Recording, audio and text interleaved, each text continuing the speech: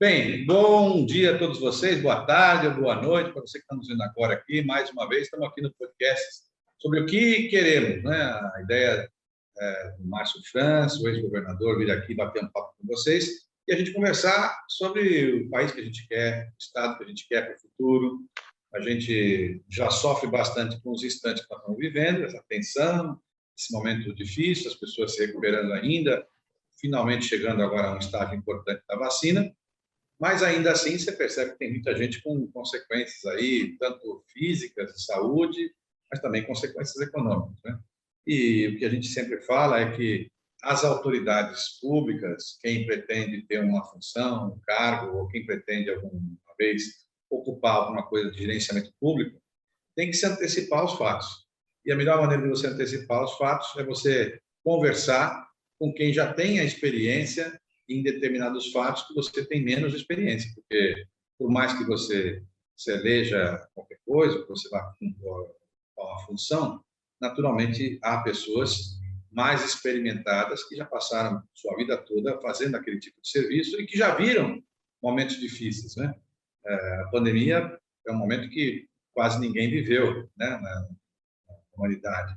Mas momentos de crise, eles são constantes em todas as vidas públicas. Eu estou vendo agora voltar a história da greve dos caminhoneiros. Me lembrei lá da greve dos caminhoneiros no meu tempo, lá o coronel deve se lembrar, a briga dos caminhoneiros, enfim, quando eu fui convocado aqui para poder tentar dar uma solução e a gente acabou encontrando uma solução. Então, hoje, de maneira muito especial, quero agradecer a presença do convidado de honra aqui da gente, Tenente Coronel Paulo José Ribeiro da Silva. Tenente Coronel, nascido em Teresina, no Piauí, meu amigo do Piauí, estado que eu gosto tanto, nasceu em 63, no mesmo ano que eu nasci, né? Nós temos praticamente a mesma idade. O Piauí é aquela terra com bastante calor, é um estado que eu acho super lindo, né? Tem um pedacinho só de litoral, em Parnaíba, do meu amigo Monsanta, lá, enfim, eu adoro o Piauí, mas é um calor danado. Ele é formado na Academia de Polícia Militar do Barro Branco, um curso de especialização em operações especiais, com táticas especiais, de controle de distúrbio civil, a Força Tática da Academia de Barro Branco, assuntos de comunicação social, enfim, concorreu a algumas funções públicas, mas o mais importante é a experiência que ele teve ao longo de muitos anos de vida pública, servindo a segurança pública de São Paulo, a nossa Polícia Militar, que é sempre uma instituição muito respeitada e com milhares e milhares de homens. E certamente ele, por ter feito toda essa carreira e das condições que ele teve e ele veio, é sempre uma luta mais difícil ainda. E eu quero saber, Coronel, esses anos todos aí, se o senhor tivesse que voltar no seu tempo, o senhor voltaria, tentaria de novo uma carreira militar ou o senhor acha que hoje estaria apto para fazer outra atividade? É uma satisfação muito grande estar conversando com o senhor nesse momento. E a Polícia Militar é uma profissão apaixonada e também apaixonante.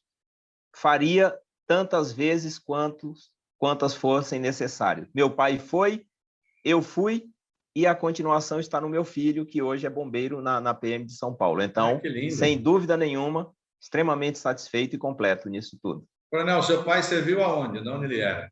Ele serviu na Força Pública no Piauí mesmo, Piauí. de 40, na década de 40 a 60. Então, seu pai tinha uma tradição já na polícia, e o senhor veio para cá para prestar o concurso para fazer a polícia, ou o senhor veio para trabalhar e depois acabou entrando na Força? Eu vim para trabalhar, mas coincidiu da minha chegada no momento em que as fábricas começavam a entrar num declínio, que era 82, 83, né? Começamos a entrar numa crise, e eu já tinha essa intenção, e naquele momento, em 84, eu entrei na PM, como soldado, cabo, sargento e depois oficial. E aí, esse período de soldado, cabo, sargento, foram quantos anos? Nesse tempo, não havia o interstício. Nós podíamos prestar o concurso no primeiro que aparecesse. Então, foi muito rápido. Entre a minha formatura em fevereiro de 85, eu me formei soldado em fevereiro de 85 e entrei sargento na academia em janeiro de 88. Então, em 3 anos, eu consegui ir muito rápido, né? Precisa estudar um pouco. Não é tão fácil ser policial militar em São Paulo.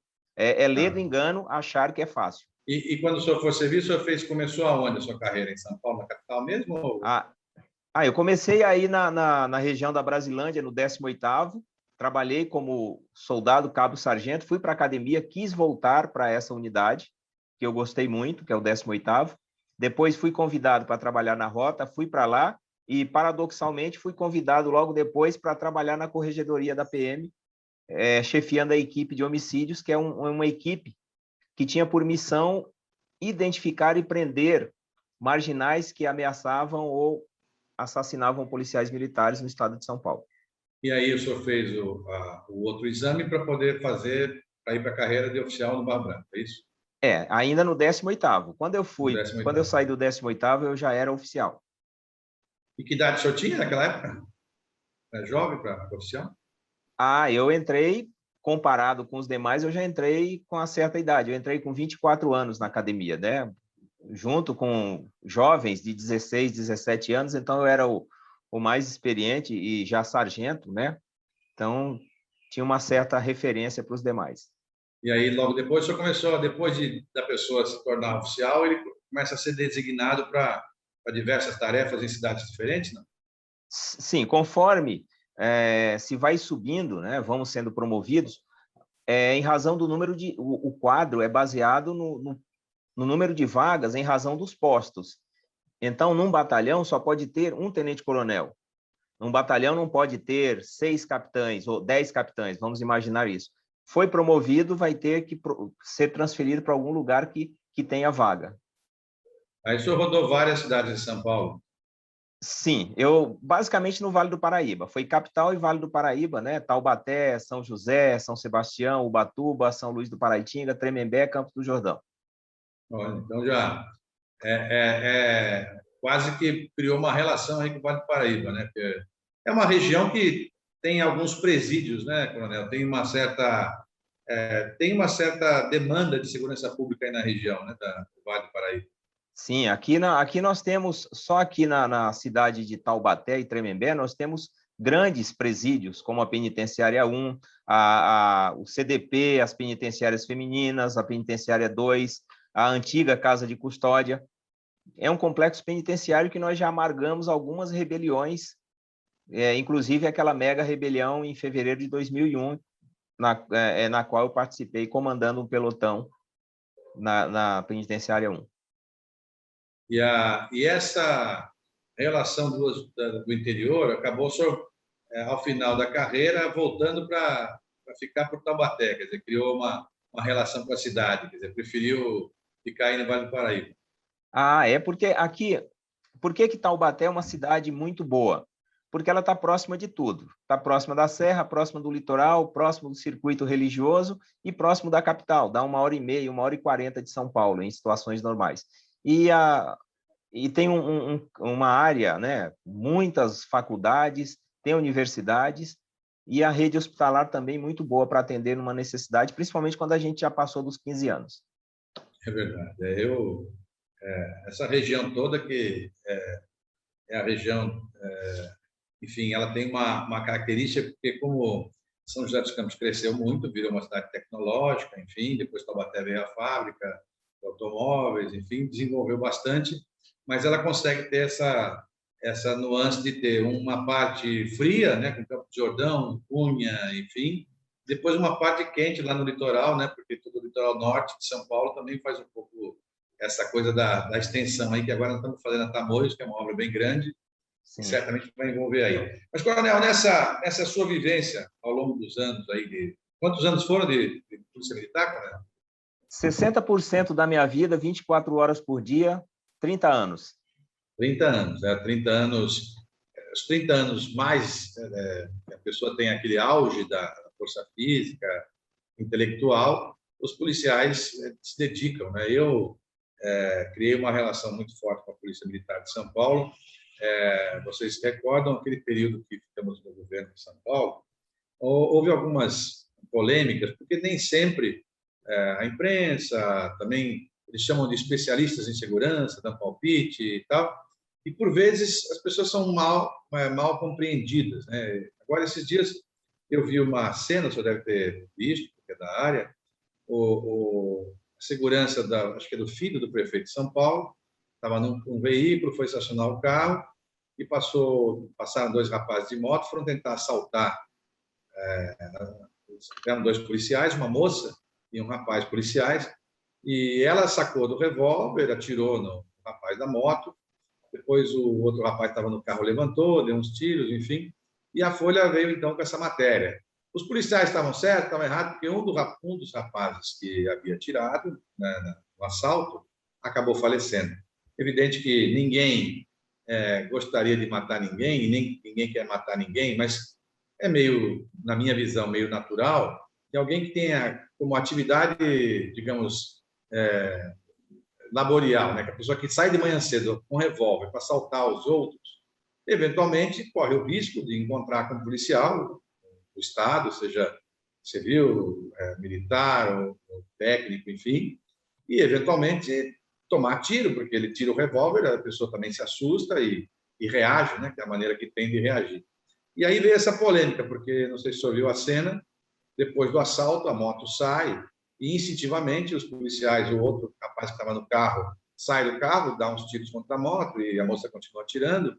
Então, foram entrevistar algumas pessoas e perguntaram, não, mas é que não, tecnicamente não pode atirar pelas costas.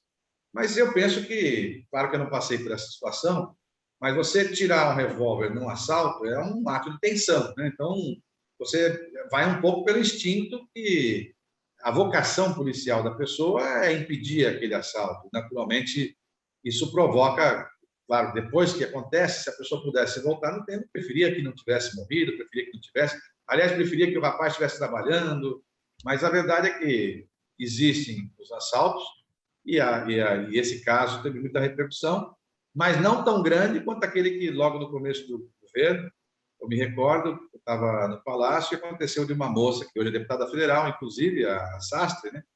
Ela reagiu a um assalto, ela estava paisando e tal, na porta de uma escola, e o rapaz que estava assaltando, ela tirou, o rapaz caiu, ela tirou a arma da mão dele, chamou a resgate, a ambulância, mas o rapaz veio a falecer. E eu me lembro de apanhar muito, né, da imprensa, é um absurdo, o governador fica incentivando as mortes. Sim, mas nós não estamos incentivando ninguém morra, mas nós estamos incentivando que as pessoas, se o policial também se acovarda e ele resolve dar as costas para a situação, a população fica sem uma defesa. A gente depende muito da polícia. E o senhor sabe que, instintivamente, os policiais têm essa tendência mesmo. Eles são treinados para essa coisa. E geralmente, quem é policial por vocação não consegue não reagir, né? Ele tem o instinto de reagir, ainda que ele vá correr risco. Não é isso, coronel? Exatamente. O que nós precisamos entender, primeiro, que alguns assuntos, quem sabe faz, quem não sabe ensina. E eu acredito que segurança pública tem muito a ver com isso. E o policial militar talvez seja a única profissão que leva a sério o juramento de sacrificar a própria vida pela vida de alguém que ele nunca viu na vida, fazendo uma explicação. E vai ser sempre assim. O policial militar, quando aparecer alguém com uma arma ameaçando as pessoas, todo mundo vai correr. Mas ele não vai, ele vai enfrentar isso da sua forma, ou diretamente, ou acionando os meios de apoio necessários. Mas jamais vai se furtar dessa sua missão. Então, essa é a característica básica de um policial militar. Renunciar à própria vida, à própria integridade física, em benefício daquelas pessoas que ele jurou defender ou proteger. Isso é normal no nosso dia a dia, e as pessoas acham que é fácil, porque nós, policiais, fazemos com tanta naturalidade que as pessoas acham, isso aí qualquer um faz, por isso que há outras instituições querendo fazer o papel da PM, achando que é fácil. Não é, nós temos quase 200 anos de caminhada. E o senhor, como governador, viu a necessidade que é ter uma instituição dessa a serviço do povo, isenta de pensamento, de posições ideológicas. Porque uma instituição que nasceu para servir não pode se envolver com caprichos pessoais. Porque às vezes, não é sempre, mas as pessoas associam que, por ser policial, né, essa coisa da hierarquia, respeito à autoridade, enfim, estaria vinculado a um tipo de posição ideológica, política. E, a rigor, no mundo todo, sejam quais forem as ideologias que governarem, elas sempre se utilizam das forças militares. E se a instituição está a serviço do Estado, ele não pode estar a serviço das pessoas que comandam os estados, porque as pessoas passam. Né? Eu fui governador, deixei de ser, hoje está o Dória, certamente vai deixar de ser, e outros vão passar também, né? Mas a instituição da Polícia Militar, assim como as Forças Armadas, elas ficarão. E é por isso que a pessoa precisa olhar aquela farda e ter a noção, e eu até usei essa expressão, ficou conhecida, que a farda leva a bandeira do Estado e, portanto, é uma extensão da bandeira do Estado, porque ele é o único servidor público que trabalha uniformizado na rua. Então, é evidente que ele fica mais exposto. E é por isso mesmo que ele tem que ter algum tipo de benefício por esse tipo de serviço. Porque um fiscal de renda ou uma atividade qualquer, um poder judiciário, ele pode ser um juiz, um desembargador, pode ser um escrevente, um fiscal de renda. Ele está na rua dirigindo um carro, ninguém sabe que ele é um servidor público. Mas um policial militar, ele passa e todo mundo percebe porque ele está fardado, né? E sabe que, inclusive, ele está armado. Então, acaba criando um risco maior. E é em função desse risco que ele tem que ter algum tipo de benefício para ele ter a tranquilidade de andar armado. Agora, coronel, essas pessoas, por exemplo, me chamou a atenção, a moça, a policial, né? A moça eu chamo de moça, mas é uma policial que deu tiro. Ali ela estava com o carro na frente, o rapaz estava na moto, tinha lá uns 6 metros, 5 metros, e ela reagiu rápido, né? E eles usam o quê, coronel? Revólver ou pistola para fazer essa? Os policiais hoje usam pistola, né? Hoje a nossa tropa toda usa as pistolas calibre .40, né? É uma arma muito boa, principalmente para a defesa aproximada. Assim, com 5, 6 metros é considerado uma defesa aproximada, coronel? Assim, essa distância? Sim, está dentro, exatamente. Tá os combates aproximados são, em média, de 6 metros, né? A gente usa esse espaço como dentro de um ambiente confinado, dentro de uma casa. Usa essa referência. Mais que isso, passou para 20, 30 metros, aí a precisão diminui, a gente já precisa de um armamento uma arma portátil, uma arma de defesa coletiva, como uma carabina ou uma submetralhadora. Eu percebi, coronel, o senhor também deve ter visto aí, esse episódio recente, numa cidade interior de São Paulo, né, que não estava acostumada, assim como já tem acontecido em outras cidades, de uns assaltos programados, com muita gente, uma certa organização criminosa que para as coisas, enfim, que já não é mais uma coisa assim, né? São muitas pessoas, não é um caso fortuito, há um pensamento, uma certa organização, enfim. E a nossa polícia, ela consegue, porque o que eu fico pensando é que, para uma mobilização desse porte, com 10, 20, 30 bandidos fazendo um assalto na madrugada, como aconteceu o caso de Araçatuba, não se consegue detectar antecipadamente essa engenharia sendo formada, coronel? O que falha aí para a gente não conseguir perceber? Porque certamente tem uma programação, não é uma coisa simples você programar 20 pessoas, 30, para poder fazer um assalto daquele porte. Né? Aí nós vamos primeiro com uma frase bem comum no nosso dia, né? Não há segredo entre duas pessoas. Nós temos dois polos numa situação dessa do lado legalista. Nós temos uma força policial presente 24 horas, pronta para responder a qualquer agressão, que é a Polícia Militar, e nós temos um outro lado que, sendo eficiente, facilita as coisas, que é o setor de inteligência. A polícia precisa trabalhar muito mais com a sua inteligência, junto com o Poder Judiciário, com o Ministério Público, acompanhando, porque essas pessoas, essas quadrilhas não surgem, como o senhor falou, não surgem do nada. Existe uma vida, existe uma recorrência desse pessoal, e é preciso monitorar por um sistema de inteligência eficiente, efetivo, para que nós possamos nos antecipar a esses atos. Porque um número daquele tamanho de infratores poderia ter sido detectado se nós tivéssemos já um sistema de inteligência mais eficiente atuando no estado de São Paulo. Agora, nesse dia, me chamou a atenção, Coronel, não sei se o senhor acompanhou, deve ter acompanhado, claro, da sua área, que os policiais ficaram meio trancados no batalhão, porque os bandidos atiravam, enfim, tentavam evitar que os policiais saíssem, mas vários policiais que estavam de folga resolveram sair das suas casas de folga, porque ouviram falar do assalto e saíram em reação, né? Que foi o que, inclusive, ajudou a debelar um pouco do crime, né? Essa coisa não é simples, a pessoa está lá dormindo, daqui a pouco fala, está tendo um assalto aí no centro, pega a sua roupa, pega a sua arma e sai para a rua, né? O sujeito tem que ter muita vocação e disposição para fazer uma atitude dessa, né? Isso é fato, isso confirma o que eu falei anteriormente. O policial militar jamais se furta da sua missão porque ele não tem folga. Ele é o único servidor, o policial não se... Primeira coisa, o policial militar não se aposenta. Ele passa para a reserva e continua vinculado à sua instituição, diferente de um trabalhador da Volkswagen que aposentou, nunca mais a Volkswagen vai achá-lo, mas o policial militar não. Ele continua sob as asas do regulamento disciplinar e do Código Penal Militar.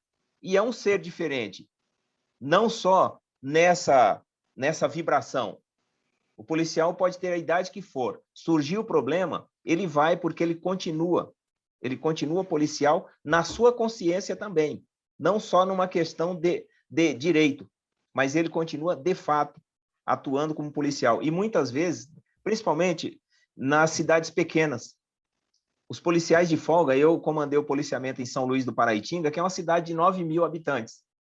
E em momentos de catástrofe, como nós tivemos em 2009, 2010, aquela enchente, os policiais de folga foram os primeiros a se juntar aos 3 policiais de serviço e começaram a tirar os idosos do asilo, juntamente com o pessoal do rafting. Foi um trabalho muito bonito. Então, o policial de folga entende que o tempo todo ele está de serviço e a missão dele é defender as pessoas que estão sendo vítimas de agressão, inclusive os colegas.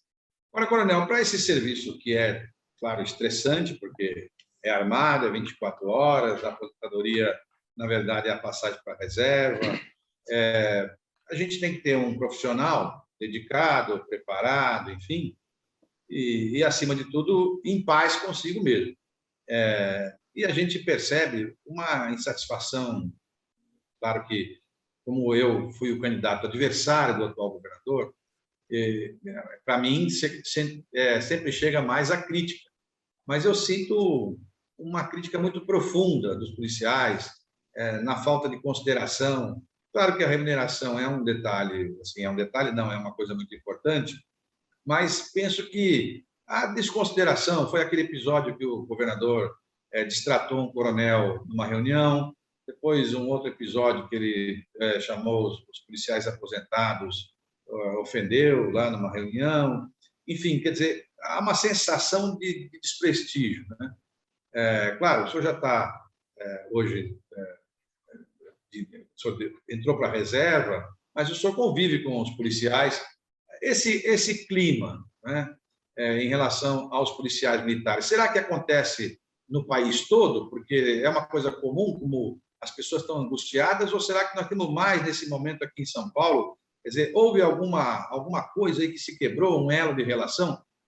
Quando recentemente houve essa polêmica dos policiais militares convocarem os colegas de farda para irem para a rua, enfim, me pareceu assim que como se o governo não tivesse um prestígio para poder falar, escuta, vamos separar uma coisa da outra, enfim, quer dizer, alguma coisa se quebrou aí no elo, não sei se é pelo fato das relações do governador ou se é um momento difícil. Também tem o fato de que a pandemia, naturalmente, trouxe um estresse para todo mundo, porque as pessoas ficam mais em casa, naturalmente a violência doméstica deve ter subido, né? O senhor nota o policial em São Paulo hoje, embora, claro, cada vez que você vai abrir um concurso, tem milhares de pessoas querendo ingressar, mas o policial, ele é um profissional hoje satisfeito, tranquilo com a sua carreira? Governador, uma coisa que o policial militar preza, que eu acredito que foi até um mote da sua campanha, é palavra. Não cumprir uma palavra, até porque no nosso regulamento tem uma falta desabonadora, que é faltar com a verdade. E eu acredito que, eu acho até que o nosso atual governador, se ele tivesse sob a égide do regulamento disciplinar da PM, ele teria entrado nessa falta desabonadora, porque não cumpriu aquilo que prometeu. E para nós, policiais militares, que temos um compromisso com a verdade, a palavra é imperativa. Mas, e aí o que acontece? É uma coisa muito paradoxal. Nós entendemos que a lealdade é uma via de duas mãos em que deve haver reciprocidade. Eu só me manterei leal a quem for leal aos princípios institucionais.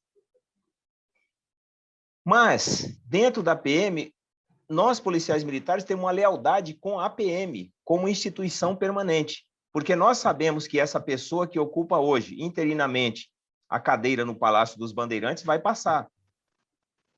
Os PMs têm essa consciência, estão amargando as condições de penúria de salário, mas vão permanecer na esperança de que as coisas vão melhorar. E o comando da PM é extraordinário em conduzir a tropa e manter o nosso efetivo consciente da sua responsabilidade. Porque a PM de São Paulo é referência para o Brasil inteiro. Nós precisamos nos manter firmes para que as outras polícias militares do Brasil se mantenham também leais à ordem. Verdade. O coronel está se referindo, provavelmente, durante a campanha, o governador, o então candidato Dória, ele usou a expressão de que transformaria os policiais de São Paulo nos policiais mais bem pagos do país. E ainda usou como exceção, né, os policiais de Brasília. Como os policiais de Brasília, policiais militares, são remunerados pelo governo federal, não pelo Estado. Então, ele disse, serão os mais bem remunerados do Brasil, exceto os de Brasília. E todo mundo, então, criou uma expectativa que ele ia criar isso ao longo do período do mandato, que faria alguma coisa para atualizar essas remunerações, já que o policial de São Paulo, salvo um engano, deve estar entre os mais mal pagos do país, né? Polícia Civil, certamente, a Polícia Militar também. Então, isso é aquela história, se não dá para combinar, não combina, né? Não promete. As pessoas aceitam a situação, a justificativa de que nós estamos na pandemia, de que, enfim, a situação é mais difícil. É claro que a pessoa vai cumprir sua tarefa. Mas, por exemplo, nós tivemos reajuste aí de todos os impostos, o aumento, né, do ICMS em várias áreas da cadeia produtiva do Estado de São Paulo, combustível, né, o diesel aumentou, o álcool, nós somos o maior produtor, aumentou, enfim, comida, remédio, e o Estado arrecadou muito mais, está com um superávit grande.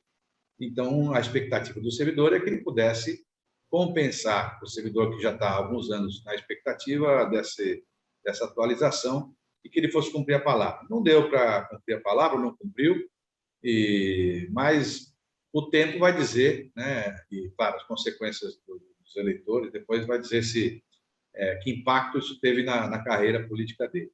De qualquer maneira, assim, coronel, ao longo desses anos todos, né, desses seus 30 anos de vida pública, há uma característica que certamente chama atenção. Não é muito comum entre os comandos da Polícia Militar, os generais, os desembargadores, os comandantes das empresas, enfim, nós sabemos que ao longo dos anos, o Brasil ainda tem muita dívida, né? Não só o Brasil, a humanidade toda, mas no caso do país, há uma dívida muito grande, muitos anos, com as pessoas negras, porque se você pegar a quantidade de pessoas que existem na sociedade e comparar com os cargos de comando, você percebe que há muito menos gente negra no comando embora haja o mesmo número, ou até vezes maior número de pessoas negras na população.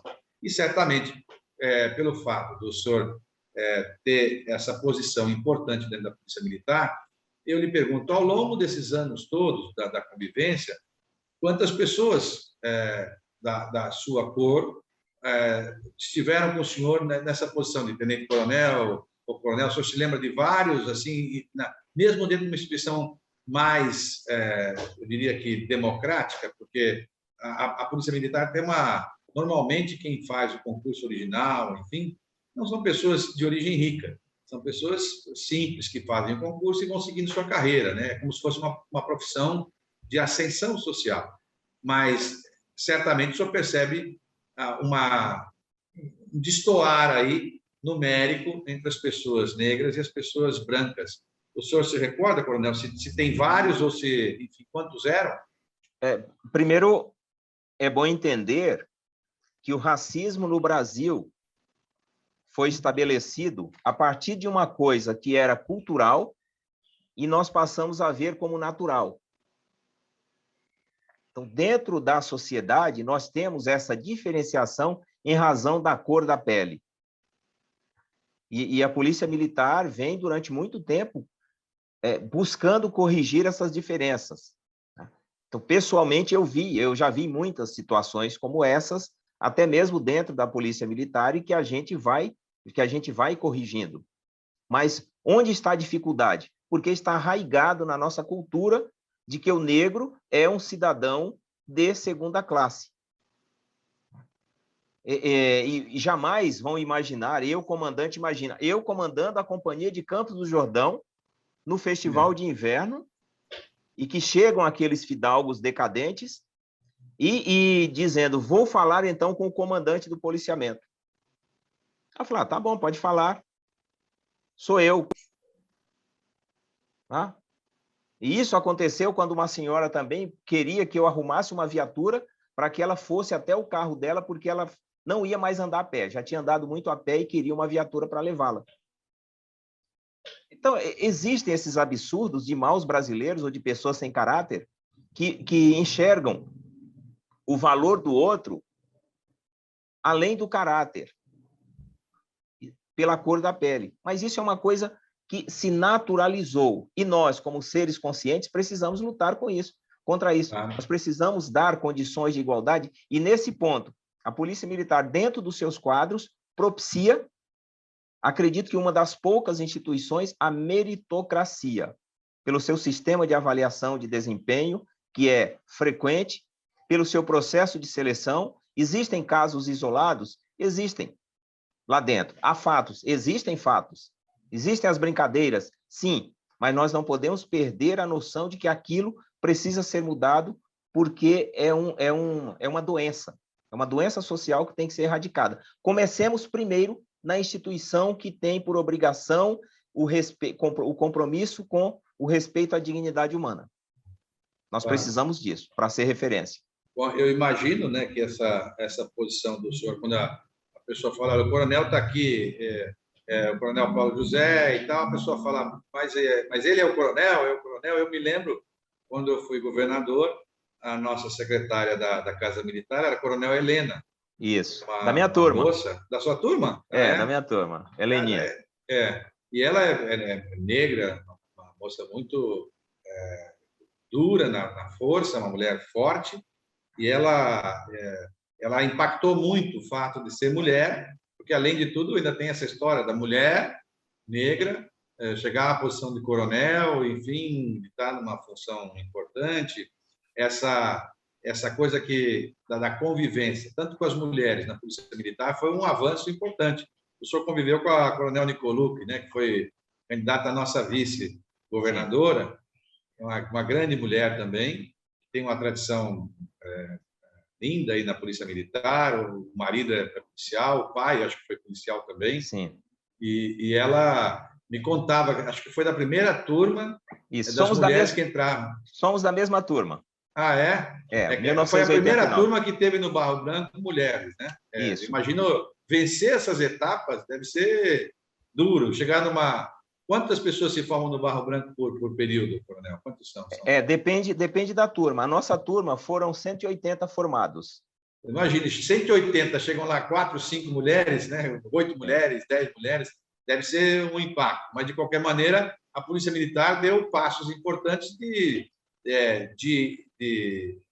orientar o país, né? De orientar as pessoas, de dar exemplos. E a sua vitória, as suas conquistas, o fato do senhor ter uma carreira tão assim, de sucesso na Polícia Militar, certamente acaba também ajudando outras pessoas, né? Como o senhor, meninos, que falam, olha, se o coronel Paulo pode ser coronel, eu também quero ser coronel, né? É o sonho de todo mundo que as pessoas pudessem ter uma carreira, né? E não vai ser o fato da minha cor que vai me distinguir ou que vai evitar. Na Polícia Militar, eu poderei chegar a essa função. É um desbravar importante de funções. E, coronel, para finalizar, a sua perspectiva aí, né? Porque nós passamos esse período todo da história das manifestações, naturalmente tem uma polêmica em andamento, o Brasil vive uma certa tensão, mas sempre fica aquela dúvida, né? Será que os militares, e claro, nesse ponto a Polícia Militar, embora seja uma força auxiliar das Forças Armadas, também segue um formato militar.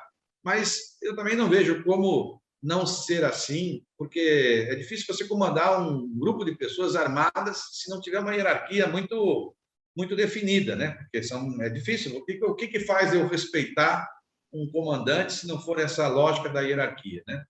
O senhor sente hoje na polícia que essas posições, embora cada um tenha a sua preferência eleitoral ou ideológica, enfim, esse respeito, no caso da Polícia Militar, ele é acima dessas posições momentâneas? Nós falamos isso com relação ao governo do Estado. O senhor falou, não, mais cedo ou mais tarde esse passa e virá outro. E será que isso também aconteceria nacionalmente? Quer dizer, o fato de nós termos o atual presidente vem de uma carreira, ainda que curta, militar também. Passou por um período militar, enfim. Mas ele também passará, outros virão, que tenham sido ou não, né? A Polícia Militar está sorcente, preparada para essas discussões, como aconteceu. Havia muita dúvida se os policiais iam ou não iam aderir a fazer manifestação armados, enfim. E o senhor até me sugeriu no dia, me lembro de uma conversa, que o governador decretasse lá, ou desse uma ordem para que os policiais ficassem de sobreaviso, deve ter um termo técnico para isso, para dizer que todos estavam escalados. Porque um policial militar, quando ele está à paisana, normalmente ele anda armado, né? Ele acaba andando armado por força de hábito. Então, é sempre um risco, se ele está armado numa manifestação política, qualquer confusão, nós temos briga, enfim, uma coisa é você discutir, outra coisa é você tirar um revólver, né? Então, o senhor acha que no caso da polícia, porque foi um bom exemplo, 7 de setembro, ao contrário do que pensou, a manifestação foi feita, cada um fez do seu jeito e tal, acabou e não deu, graças a Deus, nenhuma confusão. E certamente teremos outras para frente, né? Essa história, como aquela história fala, os cães ladram e a caravana passa, né? Quer dizer, nós vamos ter outras caravanas passando por aí. E a Polícia Militar, a gente espera sempre que ela tenha aí pessoas com a sua sabedoria de dizer, olha, nós não podemos nos envolver nessas coisas, nós temos a nossa tarefa a cumprir, independente do momento político nacional. Não é isso, coronel? São duas coisas muito parecidas, até no som, mas são bem diferentes, que é estética e ética. E dentro do militarismo nós temos os dois. E o que é estética? É a forma. Todos os militares têm a estética, têm a forma, mas é preciso que, para que eu me identifique com um militar, ele também carregue a ética, e não, que é o conteúdo, não somente a estética. Não é o fato de alguém ter frequentado uma escola militar que vai ser a única condição para que eu me identifique com essa pessoa. Ela precisa defender valores institucionais, valores morais, que eu defendo e que eu acredito. Senão, eu não tenho a obrigação, como eu falei da lealdade, eu não tenho a obrigação de seguir essa pessoa, porque certamente, se essa pessoa não tem princípios, ela não vai defender os princípios institucionais, vai defender princípios pessoais que passam com o tempo. E os nossos policiais, nós conseguimos, eu com a minha contribuição e outras pessoas responsáveis também, atender ao chamado, e nós conseguimos convencer as nossas instituições, os nossos policiais, de que, olha, nessa briga nós não podemos entrar, porque depois passa e nós que vamos ficar na terra arrasada. É assim que nós temos que pensar, porque nós somos permanentes, somos instituição permanente, embora nós sejamos transitórios.